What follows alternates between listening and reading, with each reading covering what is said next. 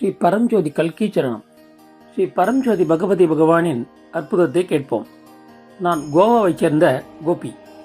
பகவத் தர்மத்துடனான எனது பயணம் 20 ஆண்டுகளுக்கு முன்பு தொடங்கியது.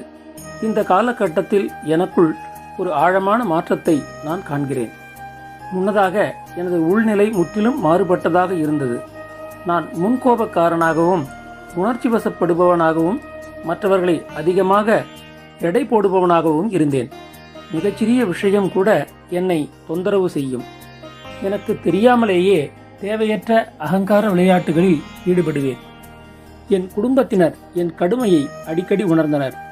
நானும் என்னை வீட்டின் ராவணன் போல் உணர்ந்தேன். சவால்கள் என்னை பயமுறுத்தின. சம்பவங்கள் என்னை நீண்ட காலத்திற்கு உலுக்கிவிடும்.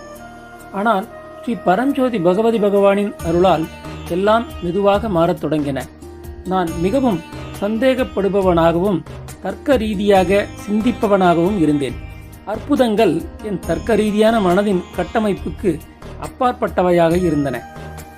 பாதுகைகள் அசைவதைக் கண்டதுதான் ஸ்ரீ பகவானின் பிரசன்னத்திற்கான ஆரம்பகால சக்தி வாய்ந்த அறிகுறிகளில் ஒன்றாக இருந்தது.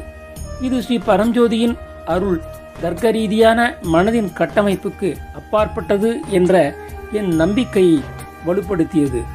அங்கிருந்து ஸ்ரீ பரஞ்சோதி பகவதி பகவானுடன் எனது பயணம் உண்மையாகவே தொடங்கியது. நான் பல்வேறு நிகழ்ச்சிகளில் பங்கேற்க தொடங்கினேன். அதற்காக சேவையும் செய்தேன். ஸ்ரீ பகவான் எனது உள்நிலையை பற்றி எனக்கு உணர்த்தினார். மேலும் என் அகங்காரம் மற்றவர்களுக்கு எப்படி வலியை ஏற்படுத்தி உள்ளது என்ற உள் அசிங்கத்தை எனக்கு காட்டினார். நான் என் உள்நிலையை பற்றி உணர்ந்து அதற்காக மன்னிப்பு கேட்டேன். மெதுவாக பல்வேறு நிகழ்ச்சிகளில் பங்கேற்பதன் மூலம் எனது உள்நிலை மாறியது. ஸ்ரீ பகவானின் முக்தி மோக்ஷா வகுப்புகள் மற்றொரு மாற்றத்தை ஏற்படுத்தின. முக்தி மோக்ஷா வகுப்புகள் மற்றும் அதற்கு பிறகு நடந்த செயல்முறைகள் மூலம் மாற்றம் வேகமடைந்தது. இன்று நான் பெரும்பாலான நேரம் முற்றிலும் மாறுபட்ட நிலையில் வாழ்கிறேன். என் உணர்ச்சி தூண்டுதல்கள் பெருமளவு குறைந்துவிட்டன. உள் போராட்டங்கள் இல்லாமல் சம்பவங்கள் அவை நடக்கும்வாறே என்னால் பார்க்க முடிகிறது. எண்ணங்கள் எழுகின்றன, ஆனால் நான் அவற்றை ஒரு சாட்சியைப் போல பார்க்கிறேன். மனப்போராட்டங்கள் இல்லை, தெளிவு மட்டுமே உள்ளது. எடை போடுதல் இருக்கின்றது, ஆனால் நான் அதை உடனடியாக பார்க்கிறேன்.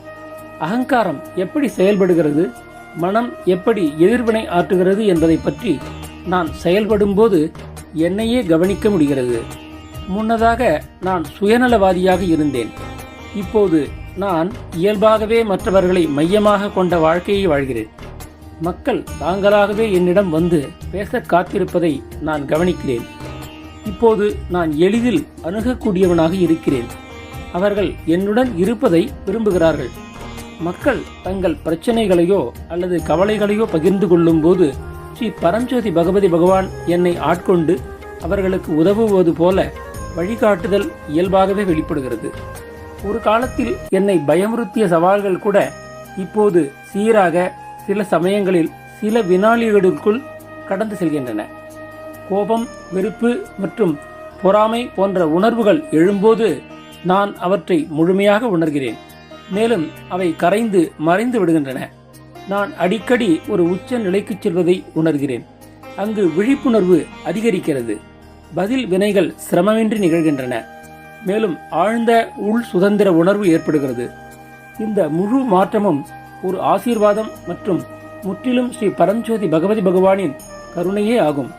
அவர்கள் என்னை ஒரு எதிர்வினை புரியும் நிலையில் இருந்து ஒரு உணர்வுள்ள விழிப்படைந்த ஜீவனாக மாற்றியுள்ளனர்.